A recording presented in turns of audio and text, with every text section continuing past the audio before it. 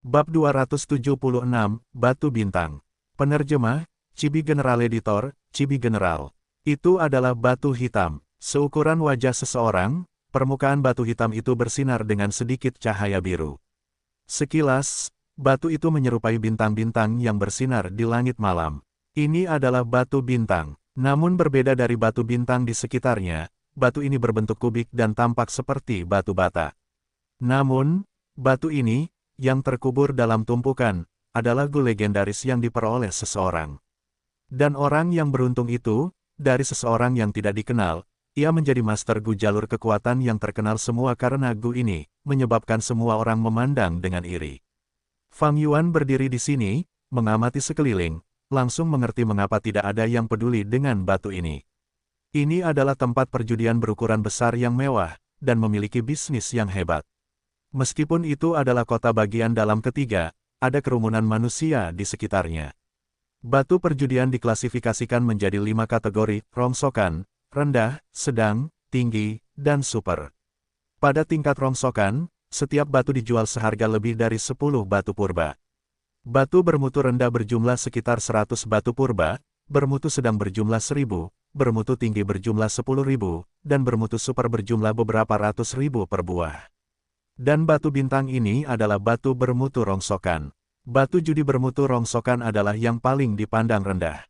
Sebagian besar padat di bagian dalam, bahkan jika ada gu, sebagian besar adalah bangkai.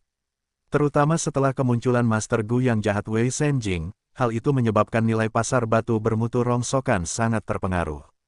Wei Senjing ahli dalam membuat barang palsu, yang disebut master palsu oleh orang-orang. Ia pernah menjual sejumlah besar batu judi bermutu rongsokan palsu, yang menyebabkan hampir semua klan besar memasang surat perintah penangkapannya. Di perbatasan selatan, ia dibenci oleh semua orang.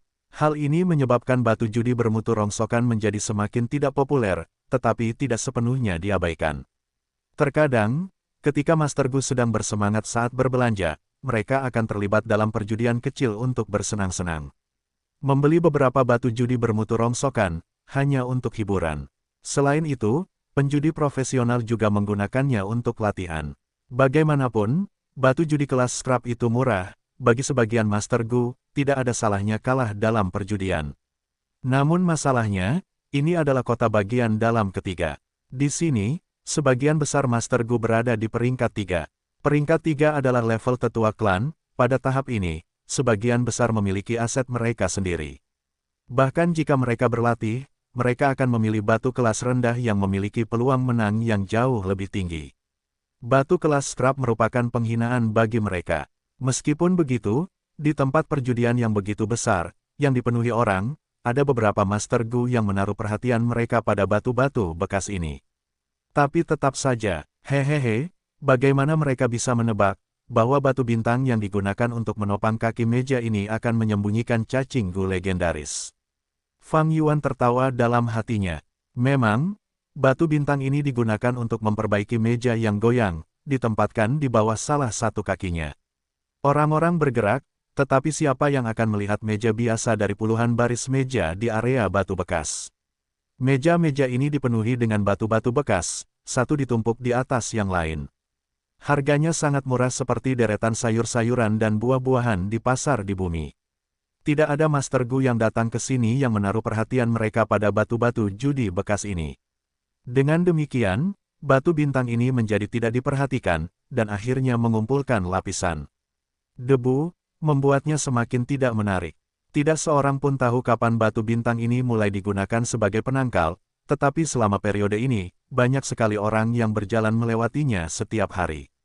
Hingga suatu hari, seorang Gu Master yang sedang jatuh sakit, datang ke sini, dan tersandung di counter ini. Sejujurnya, Gu Master ini harus disalahkan karena tidak melihat kemana dia pergi. Counter itu adalah benda mati, jadi banyak Gu Master yang berjalan melewatinya setiap hari tetapi tidak ada yang pernah tersandung olehnya. Seperti tiang lampu, ia berdiri tegak di jalan, tidak menjadi halangan bagi manusia, tetapi beberapa orang cenderung menabraknya tanpa alasan. Bisakah Anda menyalahkan tiang lampu untuk itu?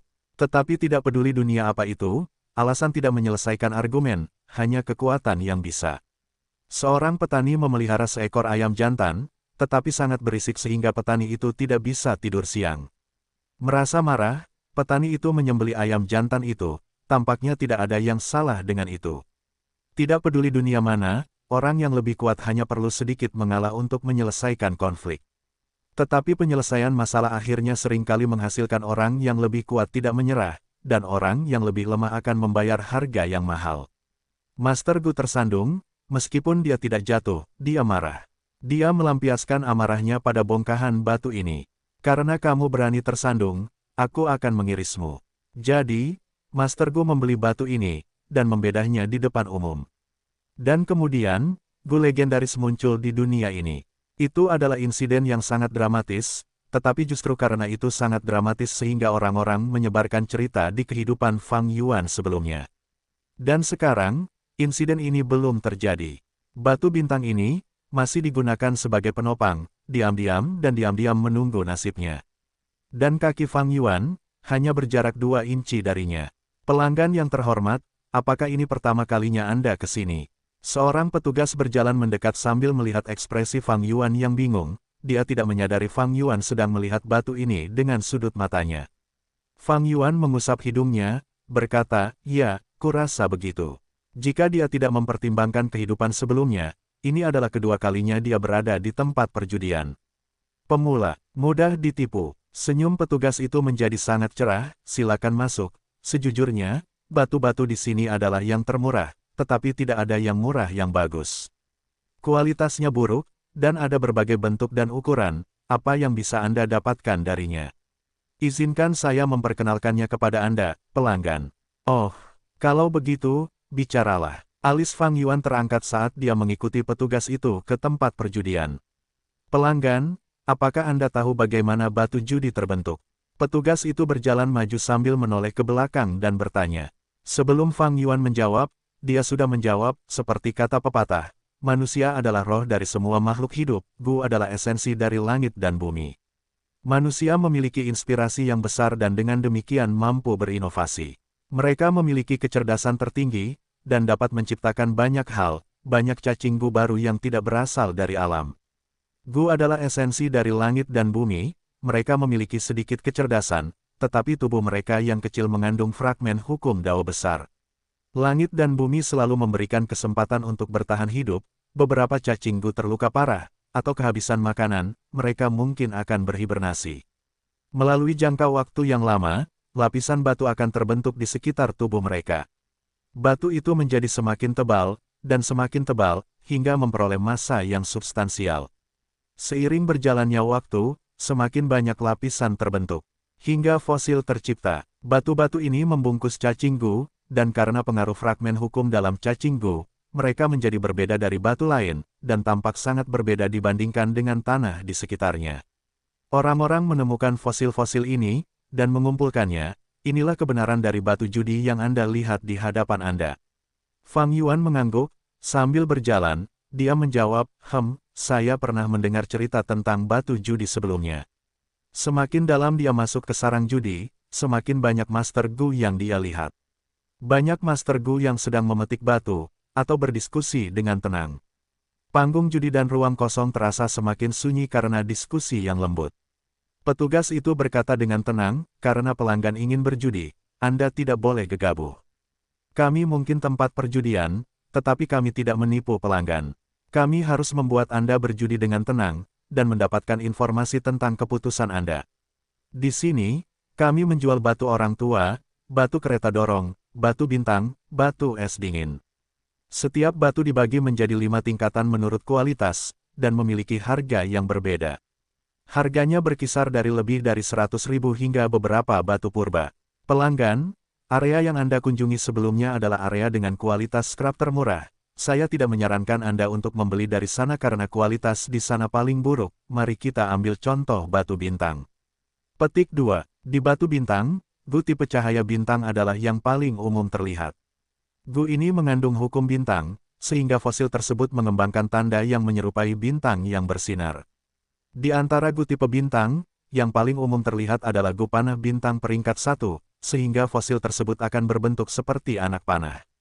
Jika itu adalah Gu panah bintang, fosilnya akan panjang dan memiliki ujung yang runcing serta ujung yang melebar. Ada juga gu bintang jatuh, fosilnya akan berbentuk bulat tetapi memiliki ekor. Ada kemungkinan yang sangat tinggi untuk memiliki gu di dalam batu-batu dengan bentuk ini.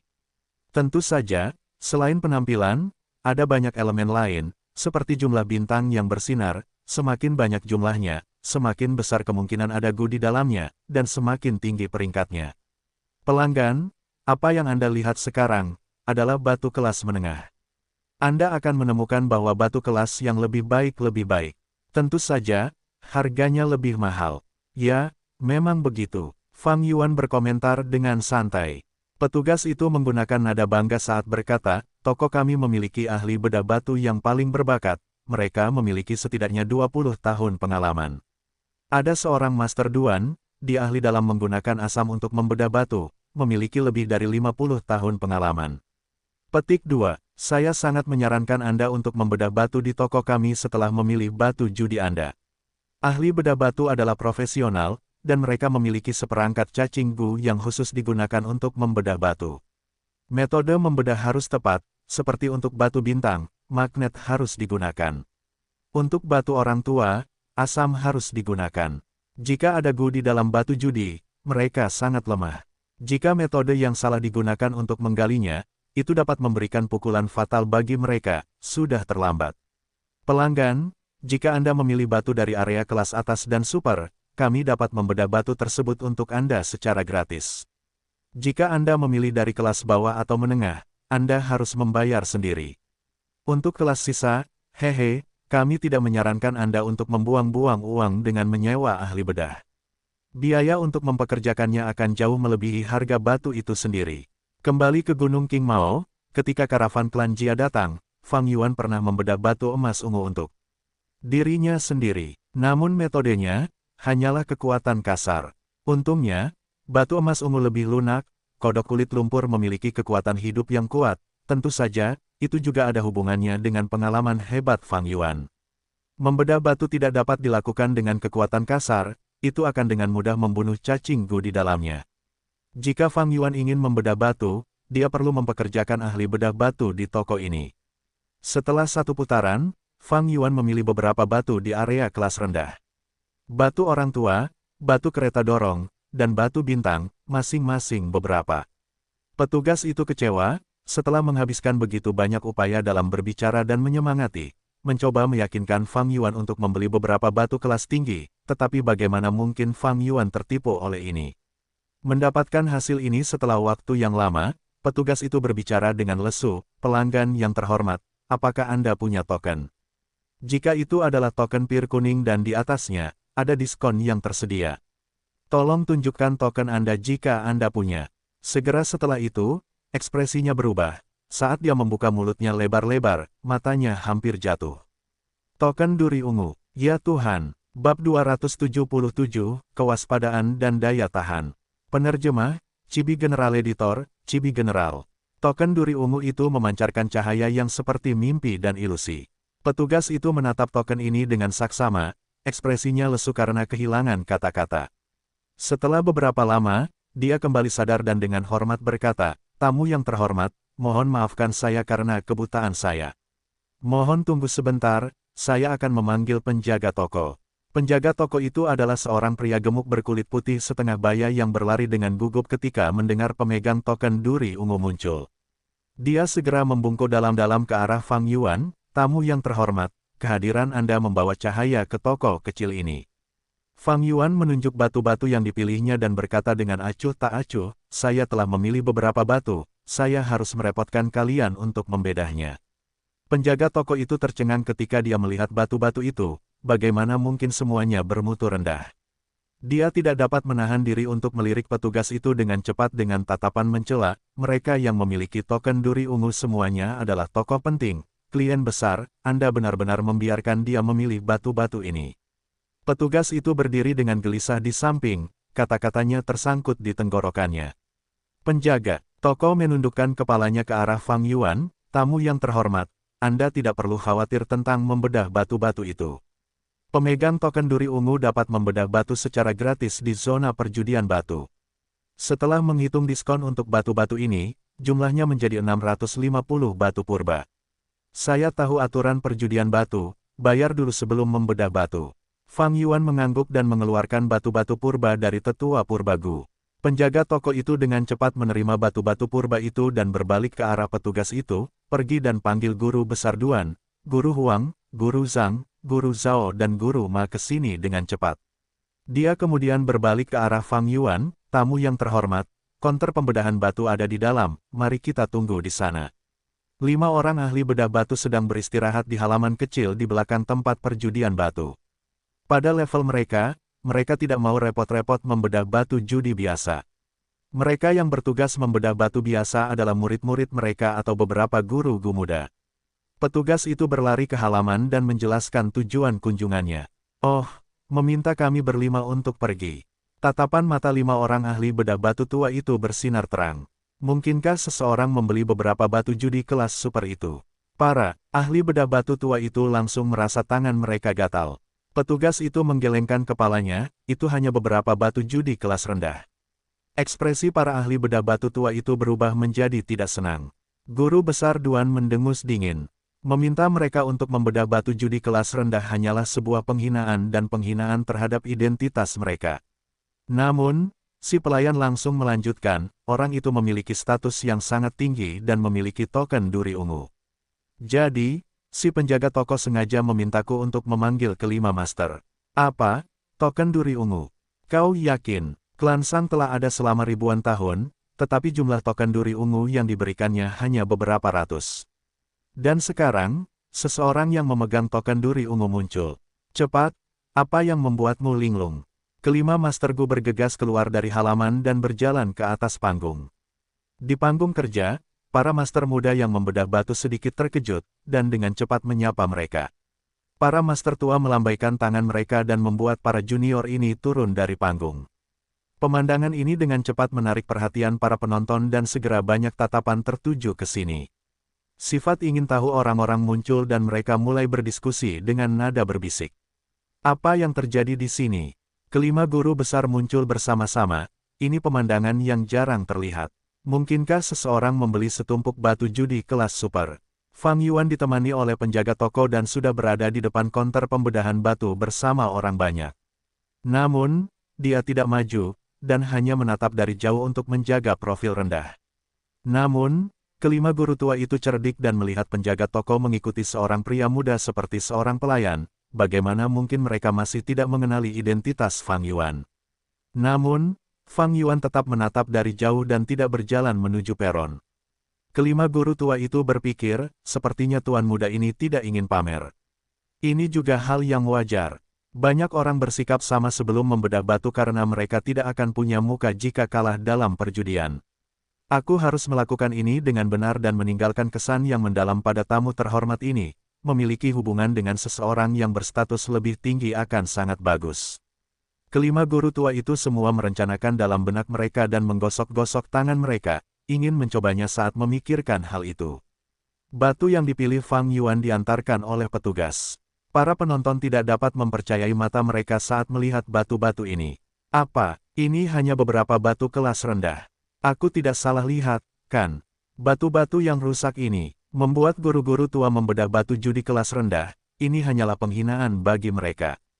Namun yang membuat mereka semakin terkejut dan menatap dengan mata terbelalak adalah pemandangan berikut. Kelima guru tua itu memegang batu-batu judi ini dan menaruhnya dengan hati-hati di atas panggung batu. Ekspresi mereka sangat serius saat melakukannya, lalu mereka memanggil cacinggu masing-masing dan mulai membedah batu-batu itu. Sebagian besar dari kelima guru tua itu berada di tahap puncak peringkat 2 sementara guru besar Duan adalah satu-satunya yang berada di peringkat 3. Untuk sesaat, kemunculan cacinggu yang berbeda-beda membuat orang banyak tercengang. Apa yang sebenarnya terjadi? Mungkinkah batu-batu ini memiliki sejarah panjang di baliknya dan tidak sesederhana kelihatannya? Aku belum pernah melihat kelima guru tua itu terlihat begitu hati-hati dan serius. Di atas panggung, cacing-cacinggu berterbangan saat kelima guru tua itu memamerkan metode unik mereka. Guru besar Duan yang kultivasinya paling tinggi dikenal sebagai ahli hebat dalam membedah batu di tempat perjudian batu. Dia ahli dalam menggunakan asam untuk membedah batu. Dia mengeluarkan mangkuk berukuran besar lalu memanggil ular Gu yang menyemburkan cairan asam ke dalam mangkuk. Dia kemudian dengan hati-hati memasukkan batu judi ke dalam asam. Gelembung terus terbentuk dan meletus di dalam asam. Setelah beberapa lama, dengan tangannya yang ditutupi lapisan cahaya, dia mengeluarkan batu judi yang telah menyusut setengahnya. Dia kemudian menaruhnya ke dalam jenis asam lainnya. Master Zhang menggunakan magnet untuk membedah batu-batu tersebut. Telapak tangannya saling berhadapan dan batu judi ditaruh di antara keduanya. Batu judi melayang di udara dan serpihan-serpihan batu terus-menerus diekstraksi oleh kekuatan magnet. Adapun master lainnya, satu memanggil seekor katak Gu yang menggunakan lidahnya untuk menjilati batu judi. Yang lain menggunakan api untuk memanggang batu, dan yang lain mengendalikan angin puyuh kecil untuk memotong batu judi. Sekelompok master Gu muda yang membedah batu menyaksikan dari belakang para master tua dengan tatapan tercengang. Mengapa perlu ada kemeriahan yang begitu besar untuk beberapa batu judi kelas rendah? Itu hanya menggunakan golok sapi untuk mengukir ayam atau menggunakan orang yang berbakat untuk tugas yang tidak penting. Mungkinkah para master tua memiliki niat tersembunyi untuk melakukan hal ini? Itu tidak akan berhasil, aku harus mengamatinya dengan benar. Namun, hasilnya membuat semua orang tercengang. Setelah dibedah, batu-batu judi kelas rendah ini tidak memiliki sesuatu yang mengesankan. Batu-batu itu hanya batu padat atau berlubang di dalamnya, bahkan tidak ada Gu yang mati. Apa-apaan ini? Kupikir ada sesuatu yang istimewa terjadi. Jadi semuanya adalah batu-batu kelas rendah biasa. Mengapa para ahli tua ini terburu-buru? Mereka benar-benar membuang-buang waktuku. Para penonton di sekitarnya sangat kecewa dan menyerbu keluar. Wajah pemilik toko memucat saat mendengar ucapan ini. Dulu, dia akan sangat senang jika para penjudi tidak mendapatkan cacing Gu dari batu judi yang mereka pilih. Namun sekarang, dia benar-benar berharap bisa memasukkan beberapa cacing Gu ke dalam batu. Pemegang token Purple Tone tidak mudah tersinggung. Dia dengan hati-hati menatap Fang Yuan sambil memikirkan sesuatu untuk dikatakan untuk menghiburnya. Namun, Fang Yuan tersenyum, tidak masalah. Sepertinya keberuntunganku tidak baik hari ini, jadi aku akan berhenti sekarang. Aku akan datang lagi lain waktu. Pemilik toko dan petugas dengan hormat menemani Fang Yuan menuju pintu. Mereka bahkan berpikir untuk menemaninya ke jalan, tetapi dihentikan oleh Fang Yuan. Baru setelah sosok Fang Yuan menghilang di jalan, pemilik toko mengangkat punggungnya yang bungkuk. Dia berbalik ke arah petugas dan memukul kepalanya dengan keras, memarahinya karena mengabaikan tamu terhormat. Petugas itu mengusap kepalanya kesakitan, tetapi tidak berani mengatakan apapun. Tujuan Fang Yuan datang ke sini hari ini hanya untuk menyelidiki. Sekarang, karena dia menemukan targetnya, kunjungannya hari ini sudah tercapai. Namun, dia tidak bisa langsung mengeluarkan batu bintang itu, dia harus mengambil jalan memutar. Fang Yuan perlu membedah batu bintang itu untuk mendapatkan Gu, tetapi dia tidak punya cara untuk membedahnya sendiri. Mengumpulkan satu set cacing Gu khusus untuk membedah batu akan terlalu sia-sia. Jadi dia harus membiarkan Master Gu lama di tempat perjudian batu untuk mengurusnya. Itu hanya akan menimbulkan keributan jika Master Gu lama membedah batu itu di depan semua orang. Dan meminta mereka untuk membedah batu itu secara diam-diam dengan menggunakan token duri ungu juga tidak tepat dan hanya akan menimbulkan kecurigaan. Jika Fang Yuan mendapatkan cacing Gu legendaris sejak awal, itu berarti keberuntungannya terlalu bagus. Fang Yuan tidak meragukan pengaruh besar klan Sang. Dengan penyelidikan terbaru terhadapnya, Sang Yan Fei mungkin tahu tentang Fang Yuan yang memenangkan kodok kulit lumpur dalam perjudian batu di karavan klan Jia. Memenangkan kodok kulit lumpur pada pertaruhan pertamanya dan Gu legendaris pada pertaruhan berikutnya, orang pintar seperti Sang Yan Fei pasti akan curiga. Keuntungan yang terlibat dalam perjudian batu sangat besar, jika Sang Yan Fei meragukan Fang Yuan memiliki beberapa cara untuk memeriksa apakah batu-batu itu memiliki cacing Gu atau tidak, dia pasti akan tergoda dan bahkan bergerak. Fang Yuan tidak memiliki metode seperti itu, tetapi tidak peduli apa, beberapa cacing Gu pada dirinya tidak akan pernah terekspos. Terutama Spring Autumn Cicada, dan di Gunung Sangliang, Sang Yan Fei bukanlah ancaman utama. Ancaman utama yang sebenarnya adalah Gu Master peringkat 6. Hampir semua pasukan tingkat penguasa memiliki Gu Master peringkat 6 di belakang mereka. Ketika seorang Gu Master mencapai peringkat 6, mereka akan tinggal dalam pengasingan yang dalam dan jarang keluar. Satu kultivasi terpencil bisa bertahan selama puluhan tahun. Itu semua karena kekuatan mereka akan terus mengalami perubahan kualitatif dan mereka memiliki masalah mereka sendiri untuk diurus. Tetapi semuanya akan berubah jika Spring Autumn Cicada terbongkar, para Gu Master peringkat 6 ini pasti akan menyerbu masuk. Sedikit ketidaksabaran dapat merusak rencana besar. Fang Yuan pada dasarnya berhati-hati, bagaimana dia bisa membuat kesalahan besar seperti itu di tempat-tempat kecil ini. Dia akan mengakhiri semua risiko yang dapat mengungkap Spring Autumn Cicada, bahkan jika itu berarti ada risiko batu bintang itu ditemukan. Menurut ingatan kehidupan sebelumnya, kemungkinan Gu legendaris itu ditemukan sangat kecil. Tetapi bahkan jika itu ditemukan, Fang Yuan telah merencanakannya dan itu lebih baik daripada menarik kecurigaan pada dirinya sendiri dan mengambil risiko Spring Autumn Cicada terbongkar. Sekarang, aku akan berjalan-jalan di sekitar zona perjudian batu selama beberapa hari dan membeli beberapa batu perjudian untuk meninggalkan kesan pada orang-orang. Fang Yuan terus merencanakan sambil berjalan kembali ke Taman Nanqiu. Bai Ningbing sudah kembali dari Feng Yu Manor. Aku sudah menunggumu. Dia mengeluarkan kristal es Gu dan memberikannya kepada Fang Yuan. Fang Yuan menggunakan aura Spring Autumn Cicada untuk memurnikannya lalu melemparkannya kembali ke Bai Ningbing. Bai Ningbing akan membantunya dalam kultivasi dan dia akan membantu Bai Ningbing dalam memurnikan Gu. Ini adalah salah satu istilah dalam sumpah racun. Bai Ningbing mengambil kristal es Gu dan berjalan ke ruang rahasia untuk memurnikannya. Fang Yuan juga berjalan ke ruang rahasia lain dan mulai memurnikan Gu. Nama Gu, memakan kata-kata seseorang bab 278, sungguh naif. Penerjemah, Chibi General Editor, Chibi General. Cahaya bintang bersinar di ruang rahasia. Fang Yuan duduk bersila di atas tikarnya dan mulai memurnikan Gu-nya. Setelah berpisah dengan Bai Ningbing, dia pergi ke toko lagi dan membeli semua yang dia butuhkan untuk memurnikan Gu pemakan kata-kata. Tentu saja, untuk mencegah resep rahasianya terbongkar dan menyembunyikan niatnya yang sebenarnya, dia juga membeli beberapa bahan yang tidak perlu. Dia berkehendak, dan memanggil Gu. Gu ini berbentuk bulat seperti bola, seukuran kepalan tangan dan berwarna oranye. Permukaannya berkerut dan tebal, memberikan sensasi tidak enak saat disentuh. Ini adalah Gu kentut bau tingkat 1.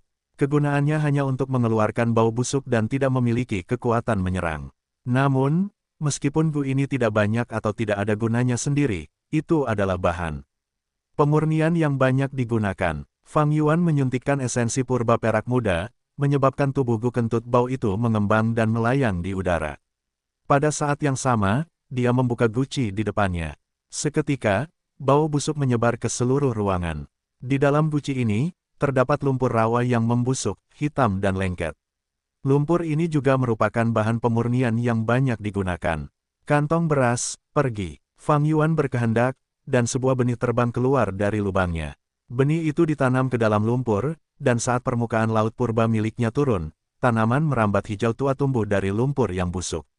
Tanaman merambat itu terus memanjang dan tumbuh keluar dari guci, setelah sekitar 60 cm, daun mulai tumbuh di atasnya. Daun-daun ini berbentuk ember, awalnya kecil, tetapi tumbuh seukuran mangkuk dengan cepat. Fang Yuan mengupas daun dari atas ember-ember ini, memperlihatkan biji-bijian beras putih yang lezat di dalamnya. Namun, Fang Yuan tidak mengeluarkannya, tetapi menuangkan butiran beras ke dalam lumpur yang membusuk.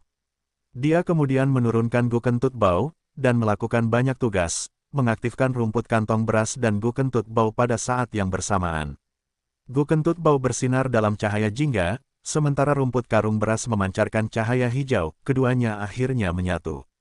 Cahaya fusi meredup, saat masuk jauh ke dalam guci.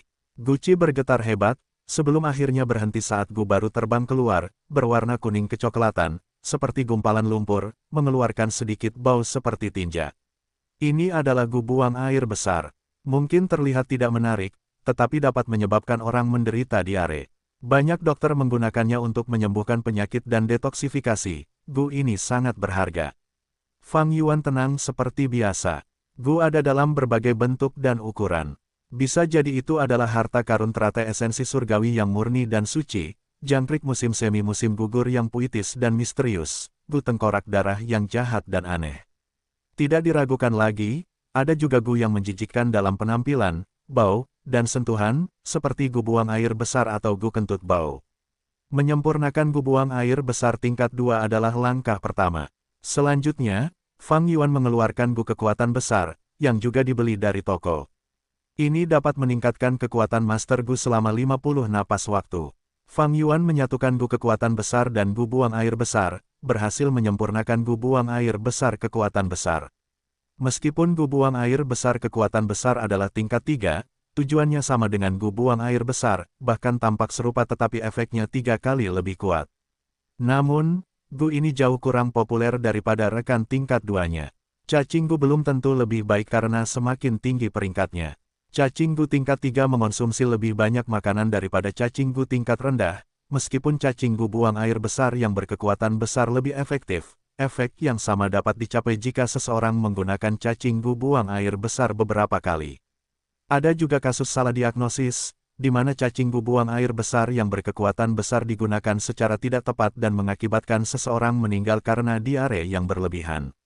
Memperoleh cacing gu buang air besar yang berkekuatan besar adalah langkah kedua. Selanjutnya, Fang Yuan mengeluarkan cacing gu auman singa. Cacing gu ini tampak seperti kepala singa, dan setelah digunakan, cacing gu ini memunculkan gambar kepala singa, seukuran penggilingan batu, dan melepaskan auman singa yang perkasa. Cacing gu ini sering digunakan untuk mengirim sinyal atau menakut-nakuti binatang buas. Dalam pertempuran, jika digunakan dengan benar, cacing gu ini dapat menyebabkan Master Gu lawan kehilangan konsentrasi. Fang Yuan menggunakan cacing gu auman singa dan cacing gu buang air besar yang berkekuatan besar. Akibatnya, pemandangan aneh muncul di udara, gambar kepala singa membuka mulutnya dan mulai memakan cacing gu buang air besar yang berkekuatan besar. Namun setelah memakan sepertiganya, gu auman singa tidak dapat makan lagi, dan bayangannya hampir hancur. Setelah itu, Fang Yuan berkehendak, dan memanggil gu bangau kertas, yang juga dibeli dari toko. Gu ini terbagi menjadi warna biru muda, hijau tua, merah muda, dan beberapa warna lainnya. Gu ini secara khusus digunakan untuk mengirim surat. Bangau kertas berwarna biru muda terbang menuju gu auman singa, dan ditelan oleh bayangan singa. Melakukan 3 hal sekaligus. Jika orang luar melihat ini, mereka akan berteriak kaget. Akan sangat mengesankan jika Master Gu biasa dapat melakukan 2 hal sekaligus. Namun 3 hal, hanya sedikit yang dapat melakukannya. Ini adalah pertunjukan bakat luar biasa Master Gu dalam penyempurnaan. Banyak Master Gu biasa yang membutuhkan penggunaan cacing gu agar dapat melakukan banyak tugas. Fang Yuan menggunakan gu auman singa, gu buang air besar berkekuatan besar, dan gu bangau kertas hanya dengan menggunakan pikirannya sendiri. Namun, baginya, ini bukanlah bakat, melainkan pengalaman yang terkumpul. Keterampilan apapun dapat ditingkatkan dengan latihan. Fang Yuan menghabiskan 500 tahun, perlahan-lahan memperoleh pengalaman, dan berlatih selama ratusan tahun. Dari melakukan satu tugas pada satu waktu, meningkat menjadi 2, lalu 3, terkadang ia bahkan dapat melakukan 4 hal sekaligus. Tentu saja, jika lebih dari itu, ia akan membutuhkan cacing gu pembantu. Setelah gambar kepala singa menelan gu bangau kertas, gambar itu tidak lagi menguap, tetapi kembali ke bentuk semula. Fang Yuan terus menginginkannya untuk memakan gu buang air besar berkekuatan besar. Setelah sepertiga, hal yang sama terjadi, saat gambar kepala singa menguap sekali lagi. Fang Yuan tidak panik dan dengan tenang memanggil gu bangau kertas hijau tua kedua. Seperti sebelumnya, gambar kepala singa mulai menjadi tidak stabil lagi setelah menelan seluruh gu buang air besar berkekuatan besar. Fang Yuan kemudian menggunakan gu bangau kertas merah muda ketiga. Setelah menelannya, gambar kepala singa itu tiba-tiba menyusut lebih dari setengahnya, dan tubuhnya yang putih mulai bersinar dalam warna biru muda, hijau tua, dan merah muda. Pada saat yang sama, gambar singa itu mulai melantunkan, "Makan tahi, makan tahi." Suara itu bergema di ruangan itu, menyebabkan telinga Fang Yuan berdengung. Dia tidak takut suara itu bocor, karena itu adalah ruangan rahasia khusus dengan dinding yang diperkuat, mengisolasi suara apapun. Dia bersorak dalam hatinya, gu ini akhirnya selesai. Ini adalah gu pemakan kata-kata. Tetapi gu pemakan kata-kata ini hanya bisa bertahan selama 10 napas sebelum menghancurkan dirinya sendiri. Fang Yuan tidak berani membuang waktu, memanggil gu pemakan kata-kata itu ke sisinya.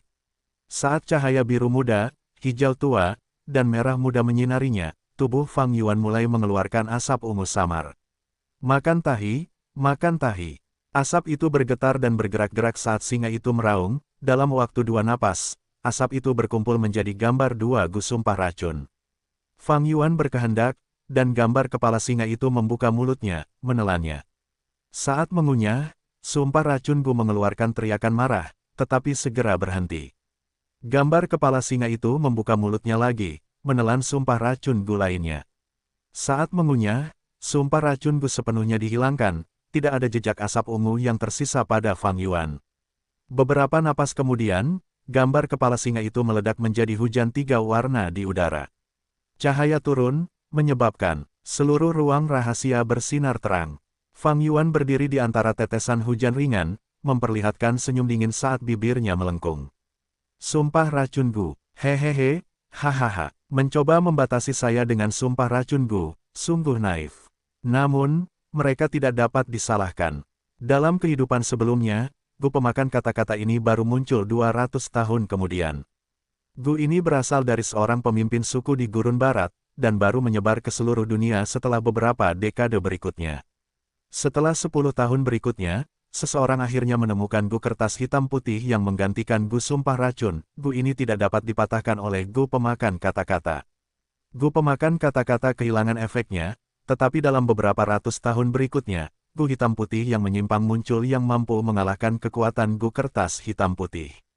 Gu sumpah racun, gu pemakan kata-kata, gu kertas hitam putih, gu hitam putih yang menyimpang, ini hanyalah sebagian kecil dari perjuangan antara kesepakatan dan melanggarnya.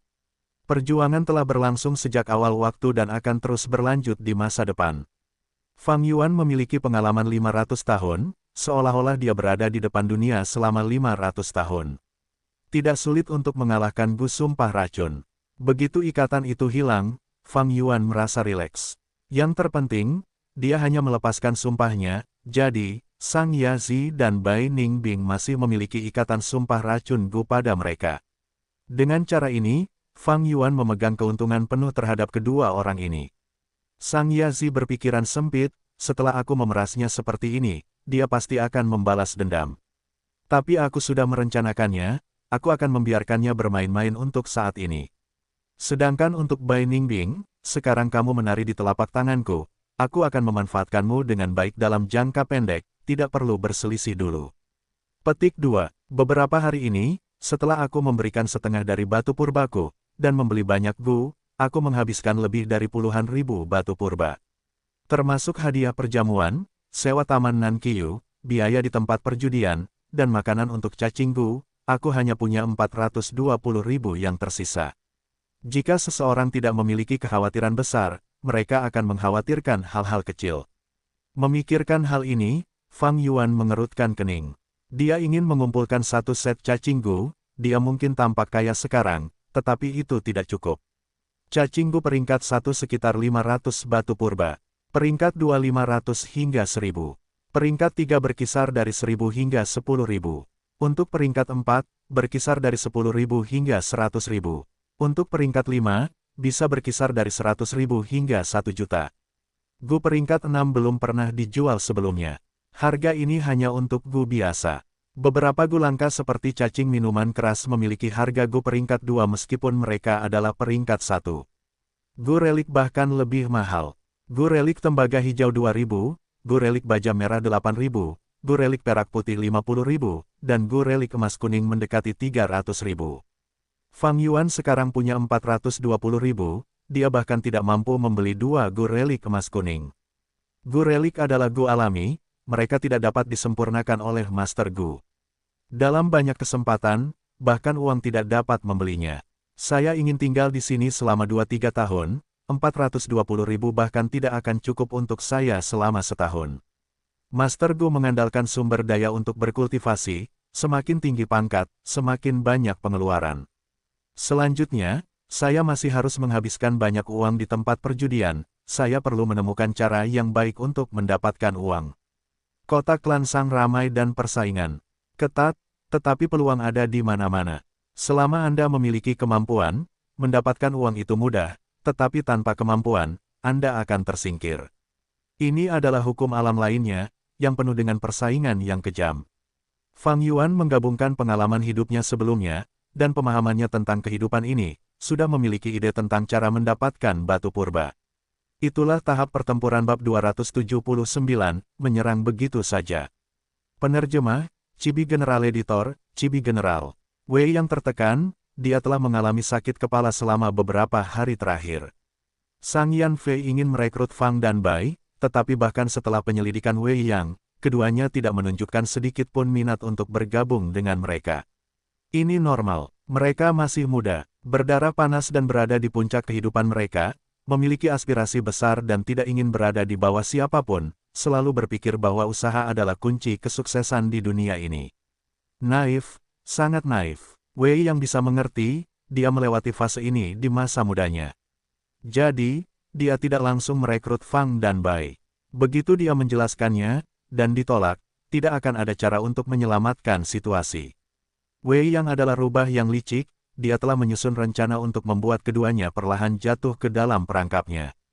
Dia tidak memikirkan sesuatu yang licik atau licik. Untuk sesuatu seperti merekrut bakat, yang penting adalah kemauan. Jika mereka dipaksa, itu akan merusak seluruh hasilnya. Terutama setelah Wei yang berinteraksi dengan keduanya selama beberapa hari, dia tahu mereka bukan tipe yang mudah menyerah. Karena itu, Wei yang memutuskan untuk melakukannya perlahan sambil memengaruhi mereka secara bertahap, menggunakan metode yang benar untuk meraih kemenangan.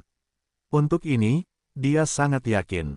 Apa yang diandalkan oleh kultivasi seorang Gu Master. Sumber daya, mudah bagi Gu Master yang benar, tetapi bagi Gu Master yang jahat, hehe.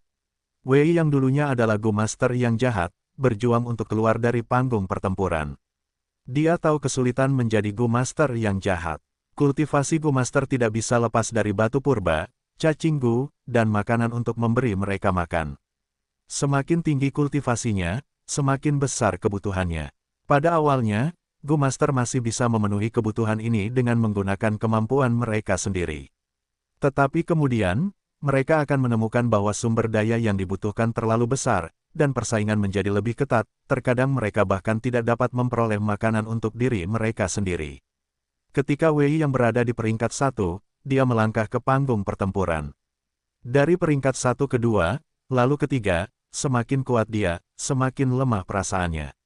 Seperti seorang sarjana, semakin banyak yang dia pelajari, semakin dia merasa bodoh tentang dirinya sendiri. Semakin kuat Wei Yang, semakin dia tahu betapa lemahnya dia. Seorang individu begitu lemah, hanya dengan mengandalkan orang lain, dan mengandalkan klan, seseorang dapat bertahan hidup dengan lebih baik. Ketika dia menyadari hal ini, dia menerima tawaran Sang Yan Fei.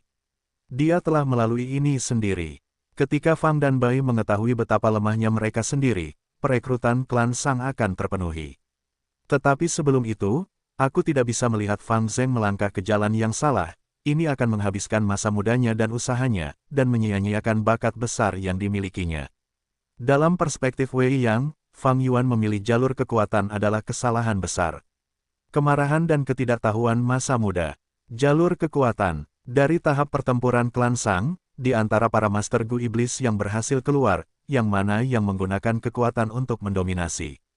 Tidak ada. Jalur kekuatan adalah jalur untuk orang yang tidak berguna, itu tidak dapat membantu. Master Gu untuk berhasil, berpikir untuk mengandalkan jalur kekuatan untuk menjadi hebat dalam hidup. Kesempatan yang sangat kecil, meskipun demikian, hal-hal tidak berjalan sesuai keinginannya. Hari-hari ini, Wei yang telah mendekati Fang Yuan dan menasihatinya berkali-kali, tetapi setiap kali, dia ditolak karena Fang Yuan bersikap tegas. Wei yang mengetahui betapa keras kepala Fang Yuan, setelah gagal berkali-kali, dia kembali dan mempertimbangkannya dengan hati-hati, akhirnya memutuskan metode baru untuk menasihati. Hari ini, dia datang lagi. Saudara Wei, Anda menasihati saya untuk memasuki tahap pertempuran, dan berpartisipasi dalam pertempuran. Fang Yuan menunjukkan ekspresi bingung. Ya, saya mengandalkan tahap pertempuran, berkultivasi selangkah demi selangkah, saya pasti akan berbagi pengalaman baik saya dengan Anda. Wei yang menatap dengan tulus. Kemudian, dia mengangkat 3 jari, ada 3 keuntungan yang bisa kamu dapatkan dari memasuki tahap pertempuran. Pertama, kamu bisa mendapatkan banyak uang. Setiap pertempuran yang kamu ikuti, selama kamu menang, kamu bisa mendapatkan batu purba. Semakin banyak penonton yang kamu dapatkan, semakin banyak batu purba yang kamu dapatkan. Kedua, kamu bisa mendapatkan cacing Gu. Ada aturan dalam tahap pertempuran, pemenang dapat memilih Gu dari yang kalah dan mengambilnya dari mereka. Ketiga, memasuki tahap pertempuran dapat melatih taktik pertempuranmu. Pada saat yang sama, itu menguji kekuatan dan kerja sama cacing Gumu. Itu akan membantumu membuat penyesuaian yang relevan. Fang Yuan mendengar kalimat terakhir Wei Yang, dan mengerti dalam hatinya. Hari-hari ini, Wei Yang telah menasihatinya untuk menyerah pada jalur kekuatan, dan beralih ke jalur lain. Setelah gagal, dia memutuskan untuk menggunakan metode tidak langsung, menggunakan tahap pertempuran untuk membiarkan Fang Yuan mengalami kelemahan jalur kekuatan, memaksanya untuk menyerah. Pengembangan jalur kekuatan diputuskan setelah analisis yang panjang dan menyeluruh. Ini memiliki manfaat besar bagi masa depanku, bagaimana aku bisa mengubahnya. Namun, panggung pertempuran juga merupakan bagian dari rencanaku. Berpikir demikian, Fang Yuan mengangguk, setuju dengan Wei Yang. Wei Yang gembira, dulu ketika kau bertarung denganku, kau hanya meminjam penggunaan panggung pertempuran. Panggung pertempuran klan Sang memiliki sistem yang disempurnakan. Jika kau ingin berpartisipasi, kau harus mendaftar untuk itu. Ikuti aku. Dengan demikian, keduanya tiba di zona pertempuran kota bagian dalam kelima. Ini jauh lebih ramai daripada kota bagian dalam ketiga. Saat orang-orang bergerak, segala macam suara memasuki telinga Fang Yuan, dan suasana yang intens menyerangnya. Apakah kau mendengarnya? Li Hao menang lagi. Ini adalah kemenangan ke-13 berturut-turut. Tak lama lagi, dia akan dapat naik ke kota bagian dalam keempat. Dia memiliki kultivasi peringkat 3, sudah pasti dia akan memasuki kota bagian dalam keempat. Apakah kau melihat pertarungan Wang Dahan dan Ma Dekuan? Itu sangat menarik. Wang Dahan kalah dari Ma Dekuan, kehilangan Gu tetesan hujannya yang paling penting, dia hampir lumpuh. Pertarungan Zhao Daxiong dan Zhang Niu akan segera dimulai, pergilah dan lihat. Keduanya sama-sama dari jalur kekuatan, tidak ada yang bagus untuk ditonton. Kita sebaiknya pergi menonton pertandingan antara Qiao Da dan Qiao Er, pertarungan antara saudara. Wei yang sengaja menyamarkan dirinya, saat dia memimpin jalan bagi Fang Yuan, dia berkata, kamu harus memiliki 30 kemenangan bersih di kota bagian dalam kelima untuk maju ke kota bagian dalam keempat. Di sana, kamu akan membutuhkan 80 kemenangan bersih untuk maju ke kota bagian dalam ketiga. Apa yang saya maksud dengan kemenangan bersih? Misalnya, jika kamu memenangkan 10 pertempuran, dan kalah 2 kali, kamu akan memiliki 8 kemenangan bersih. Tahap pertempuran dibagi menjadi 3 level, level rendah di kota bagian dalam kelima, level menengah di kota bagian dalam keempat, dan level tinggi di kota bagian dalam ketiga. Adik kecil, kamu adalah seorang pemula di tahap pertempuran, kemenangan dan kekalahanmu sama-sama 0. Menurut aturan, kamu harus mulai di kota bagian dalam kelima. Jangan cemas dulu, menurutku, kamu seharusnya dapat dengan cepat naik ke level menengah. Sedangkan untuk level tinggi, mungkin butuh usaha yang cukup, tetapi itu seharusnya masih cukup cepat. 1 atau 2 tahun sudah cukup. Wei yang menepuk bahu Fang Yuan dan berkata, dia mengakui bakat bertarung Fang Yuan, tetapi jalur kekuatan hanya mendominasi level menengah dan bawah. Begitu dia mencapai tahap pertempuran level tinggi, di mana para ahli berkeliaran, kelemahan jalur kekuatan akan perlahan terlihat, ditekan oleh jalur lain. Di bawah pimpinan Wei Yang, keduanya tiba di aula besar. Di aula, ada banyak sekali Master Gu yang meminta pertempuran atau memeriksa detail pertempuran. Beberapa datang untuk berpartisipasi, beberapa datang untuk menonton pertempuran, dan bahkan ada beberapa yang datang untuk mendirikan bisnis taruhan mereka. Wei yang tidak berdesakan dengan mereka, tetapi mendorong pintu kecil hingga terbuka.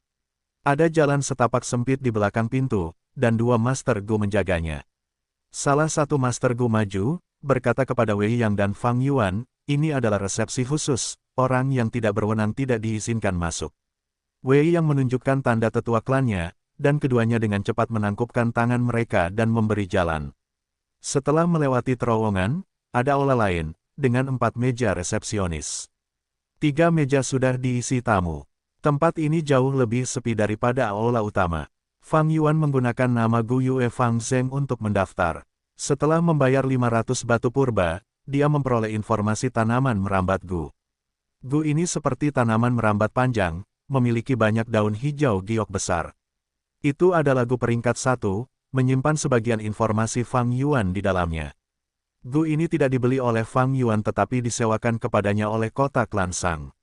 Fang Yuan bertugas memberinya makan, tetapi dia tidak dapat mengubah informasi di dalamnya, hanya klan Sang yang bisa.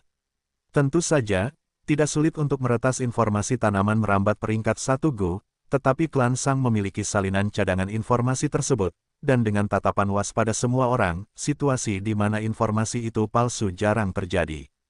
Tidak banyak aturan dalam tahap pertempuran, ada tingkat kebebasan yang tinggi.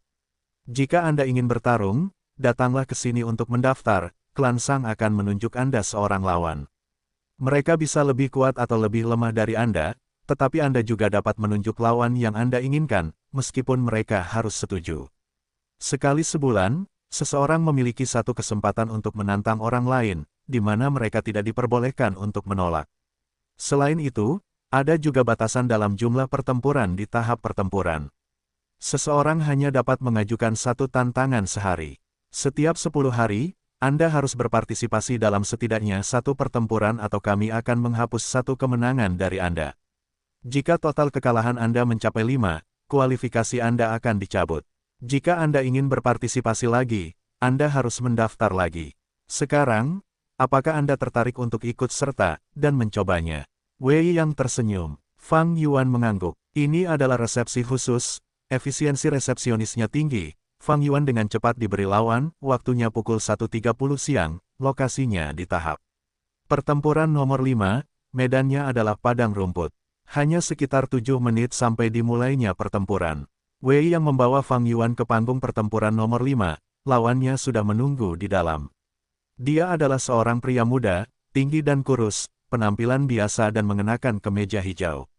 Melihat Fang Yuan memasuki panggung, kegembiraan melintas di matanya. Melihat Fang Yuan, dia masih muda, seberapa tinggi kultivasinya. Melihat dirinya sendiri, dia baru saja naik ke peringkat 2 tahap tengah. Ini adalah pertempuran pertamanya sejak keluar dari kultivasi tertutup. Itu pertanda baik.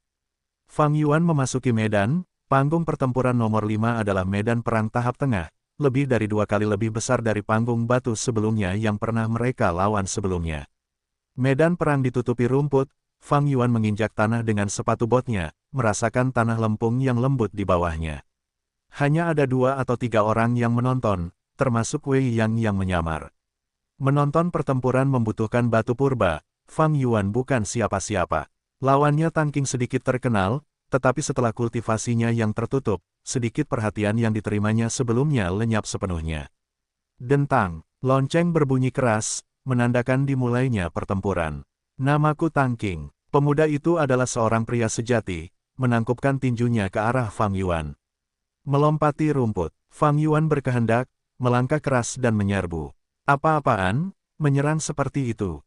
Tangking terkejut, tidak menyangka anak muda ini begitu tidak tahu malu, menyerang secara diam-diam di depan umum.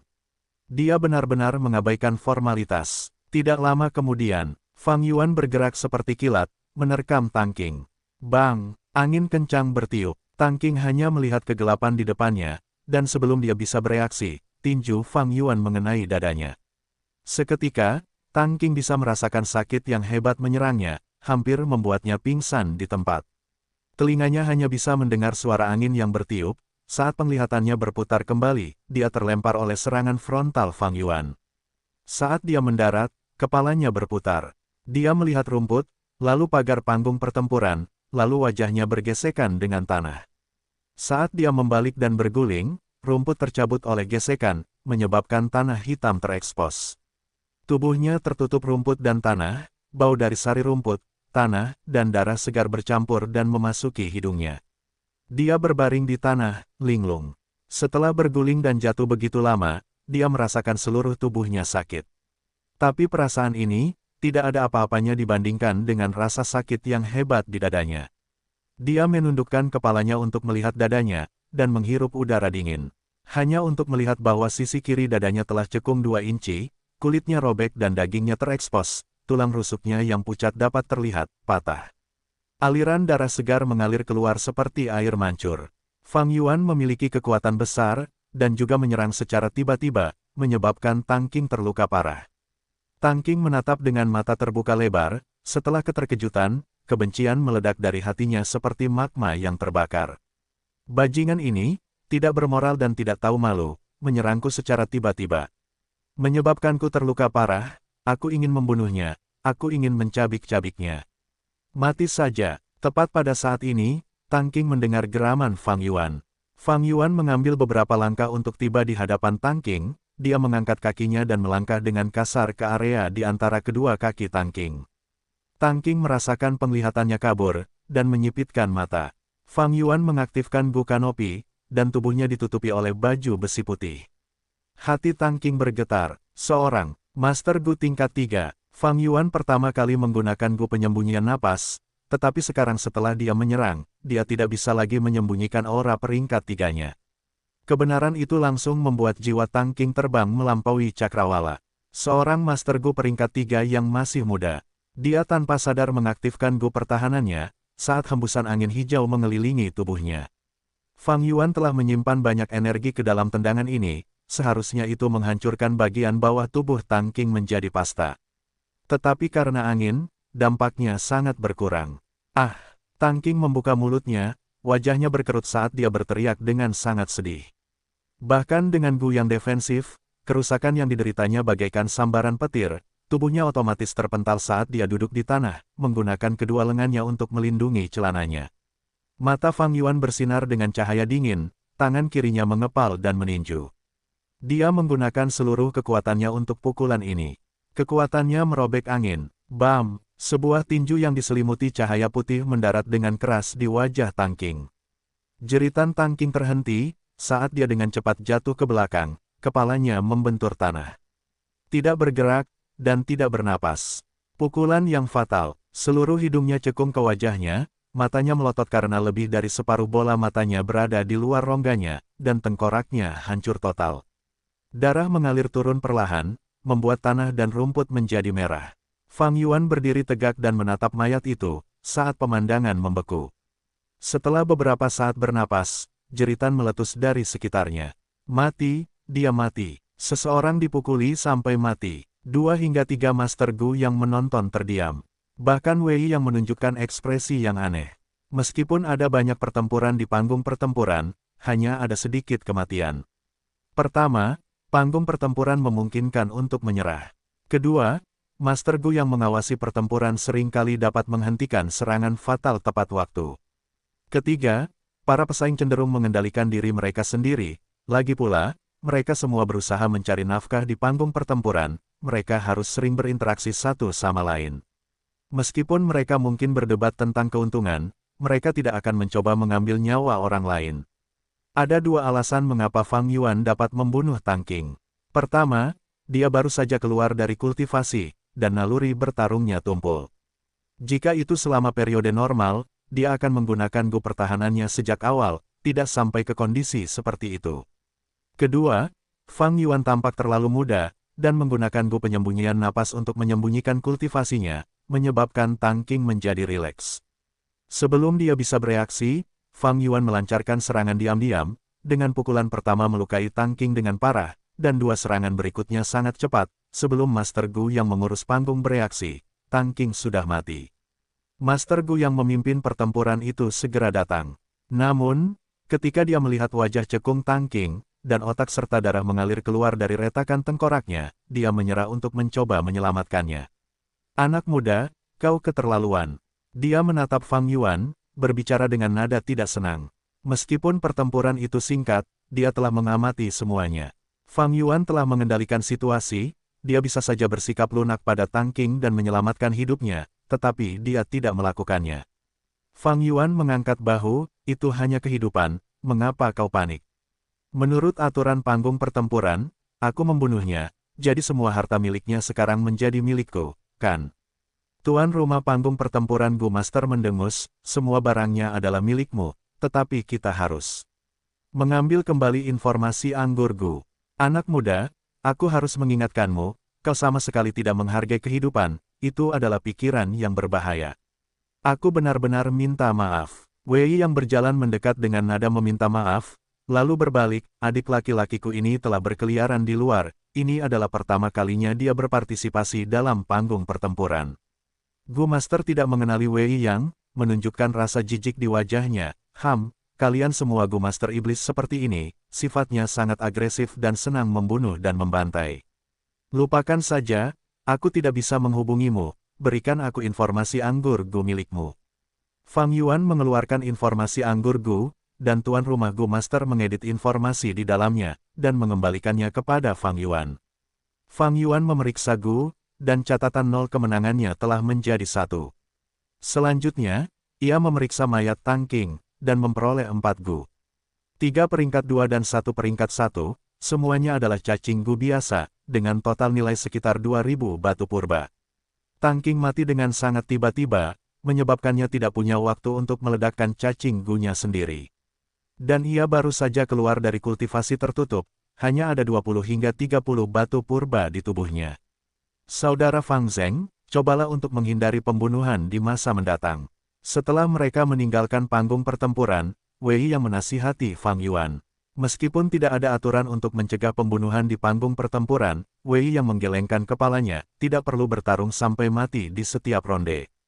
Meskipun medan pertempuran mungkin sangat besar, pada akhirnya Anda pasti akan bertemu lawan yang lebih kuat dari Anda. Kita berinteraksi satu sama lain lebih dari yang Anda kira, bagaimanapun juga, kita semua tinggal di kota Klansang. Jika memungkinkan untuk menyelamatkan nyawa, seseorang harus menunjukkan belas kasihan. Fang Yuan sedikit mengernyit, tetapi jika aku membiarkan seseorang pergi, mereka mungkin tidak akan membiarkanku pergi. Aku pernah bertemu dengan Gu Master Iblis di masa lalu, menyerang tanpa sepatah kata pun. Jika aku tidak menyerang, aku akan diserang. Pengalamanku memberitahuku untuk membunuh saat aku bisa, jika tidak, aku akan menimbulkan ancaman bagi diriku sendiri. Aku tidak bisa memberi musuhku kesempatan.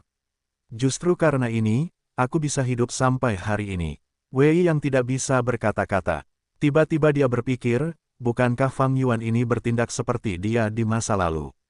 Kejam dan buas, tidak mempercayai siapapun, semuanya bermuara pada tidak memiliki rasa aman. Gu Master Iblis memiliki sedikit atau tidak ada rasa aman. Mereka berbeda dari Gu Master yang saleh yang memiliki klan untuk diandalkan, anggota klan untuk membantu mereka, mendapatkan sumber daya dengan aman. Hal ini memberi mereka rasa aman dan percaya satu sama lain.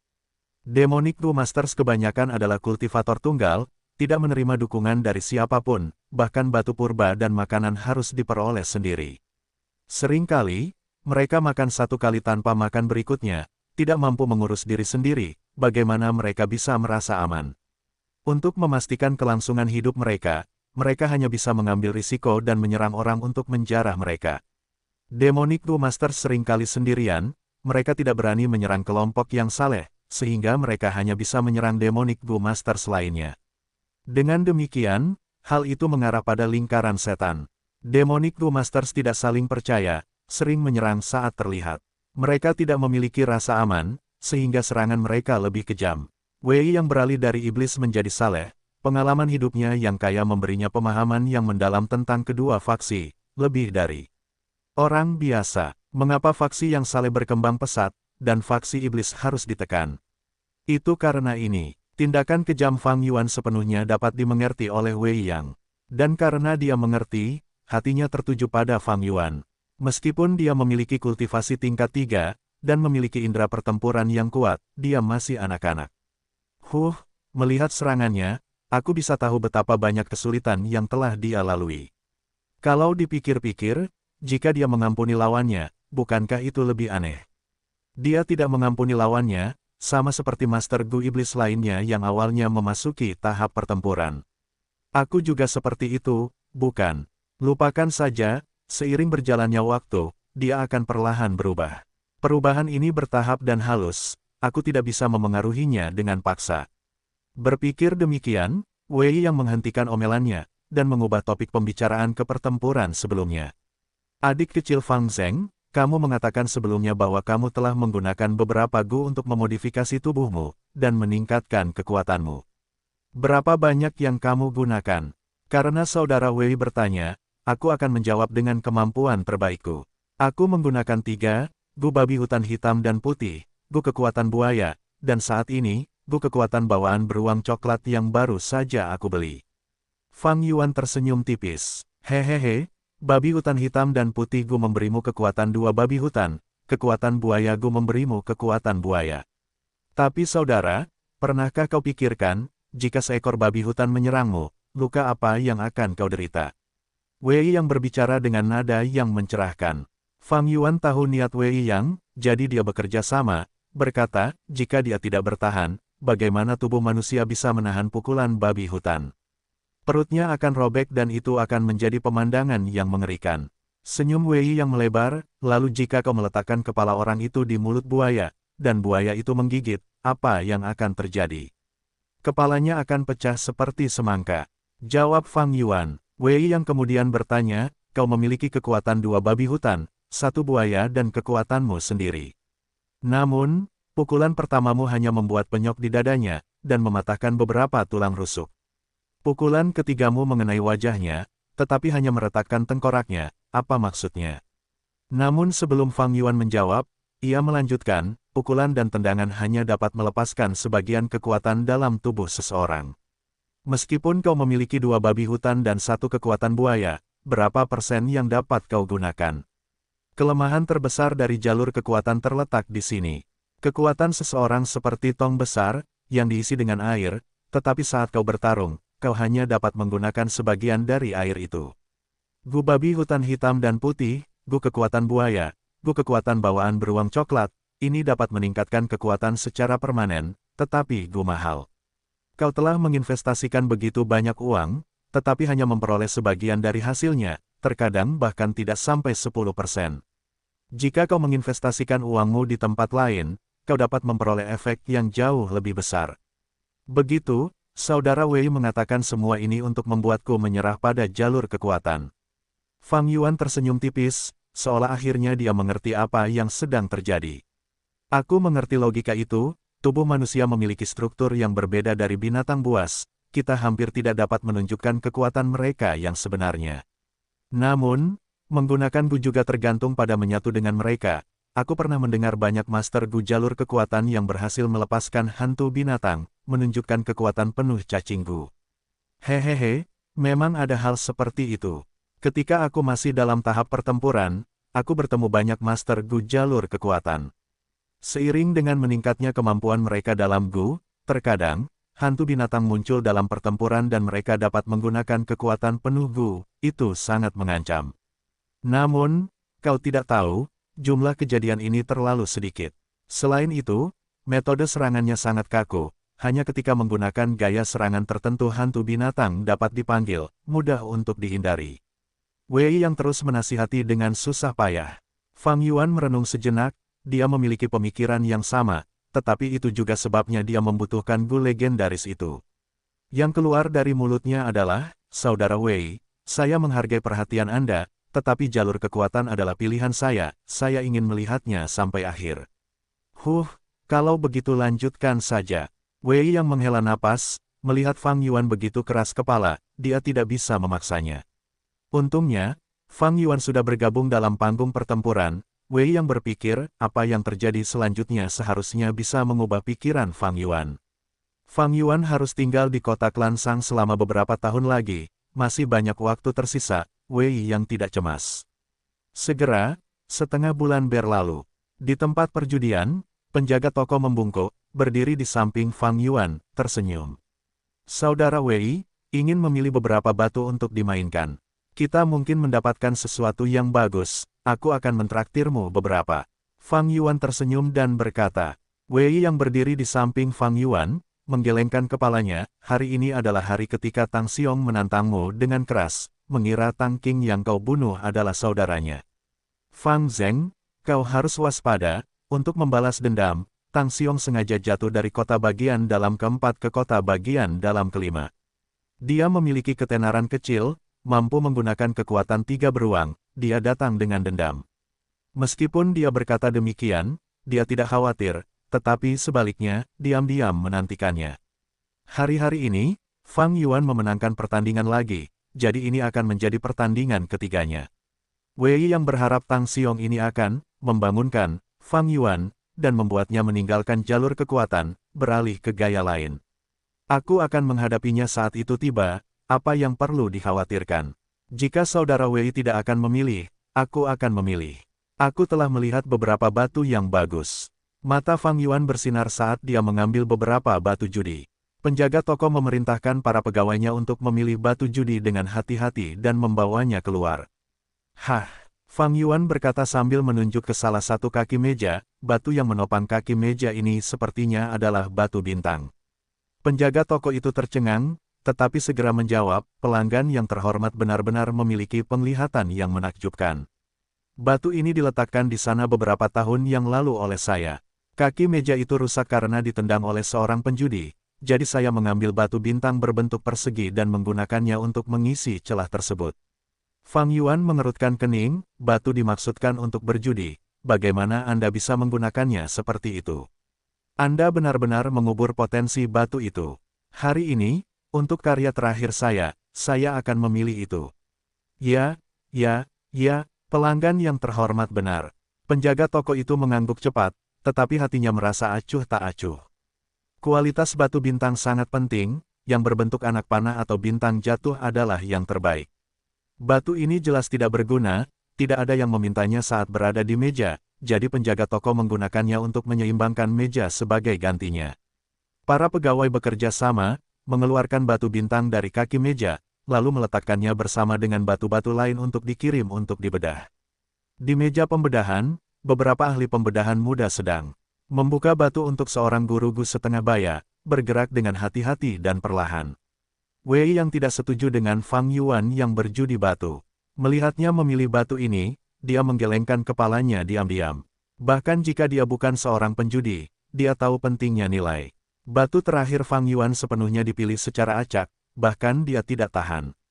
Fang Yuan telah menghabiskan beberapa hari terakhir di tempat perjudian, menghabiskan batu purba, tetapi tidak mendapatkan banyak hadiah darinya. Terkadang dia mendapat beberapa gu, tetapi mereka adalah peringkat 1 atau 2, atau bahkan mayat dan bangkai. Dalam hati Wei Yang, Fang Yuan hanya membuang-buang uangnya, tetapi dia tidak mengatakan apapun yang menentangnya. Semakin sedikit batu purba yang dimiliki Fang Yuan, semakin dia perlu bergantung pada klan Sang, itulah yang ingin dia lihat. Fang Yuan bersemangat dalam hatinya tetapi tetap menjaga ekspresi tenang, menatap konter pembedahan dengan penuh harap. Hari-hari ini, dia telah berkeliaran di sekitar tempat perjudian, dengan sengaja memilih beberapa batu yang buruk untuk meninggalkan kesan. Meskipun dia telah mengendalikan diri, dan hanya bermain kecil, batu-batu perjudian itu seperti jurang yang tak berujung, dalam waktu kurang dari sebulan, dia kehilangan lebih dari 100.000 batu purba. Tetapi memikirkan tentang gu legendaris yang akan dia terima, tidak hanya 100.000, bahkan 500.000 pun sepadan. Meskipun gu legendaris ini berada di peringkat 3, efeknya sungguh menakjubkan, dan hampir punah.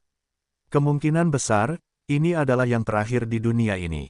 Wei yang mengerutkan kening, pikirkan waktu, kamu harus bergegas ke panggung pertempuran nanti, penjaga toko, bisakah pembedahannya lebih cepat? Tentu saja, penjaga toko itu mengenali Wei Yang, tetua klan luar, dan segera mengangguk. Dia berlari ke konter pembedahan, melambaikan tangannya, berkata kepada para ahli pembedahan muda, pergi.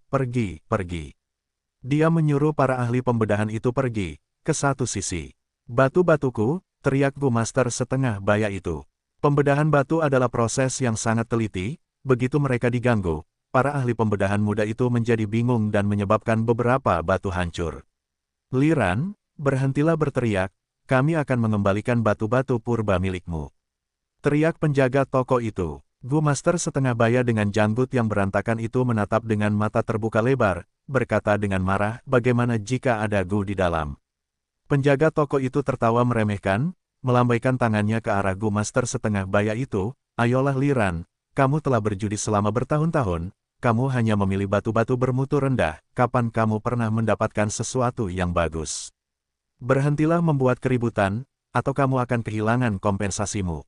Astaga, toko sebesar ini suka menindas pelanggan, kau meremehkanku, suatu hari nanti, aku akan sukses dalam hidup. Gu master gu parubaya itu bergumam, nadanya marah tetapi tidak terus membuat keributan. Liran, nama ini membuat Fang Yuan teringat akan suatu kenangan. Dia tidak bisa menahan diri untuk tidak menunjukkan ekspresi aneh.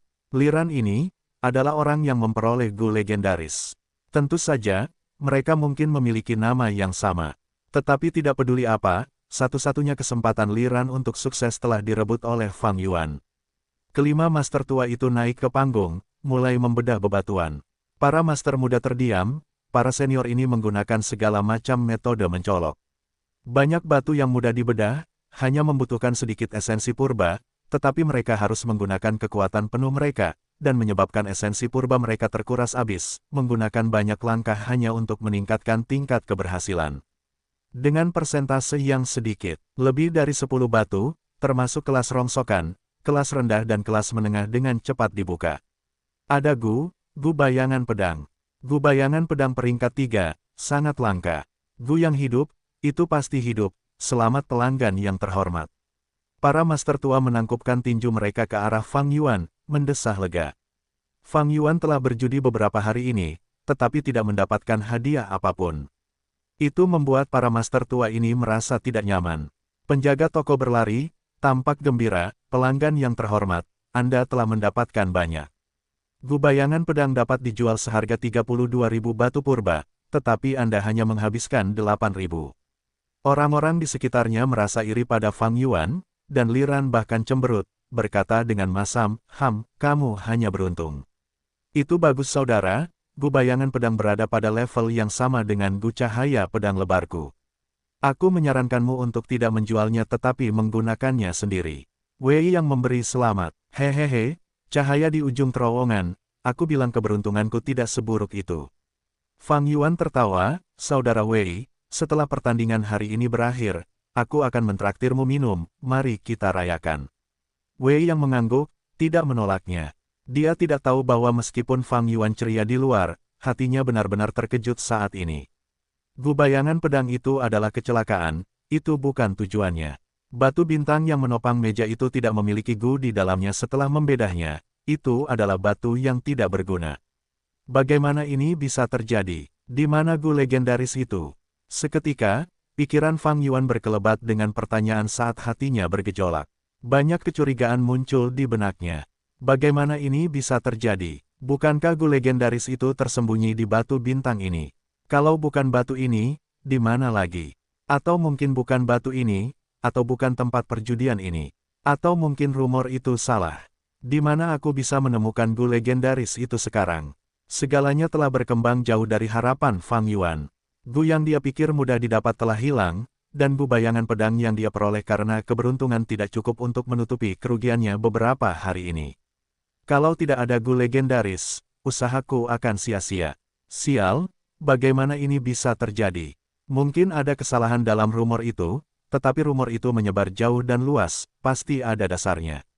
Terutama ketika detail ini begitu spesifik, tidak ada yang menyimpang dari rumor, tapi mengapa?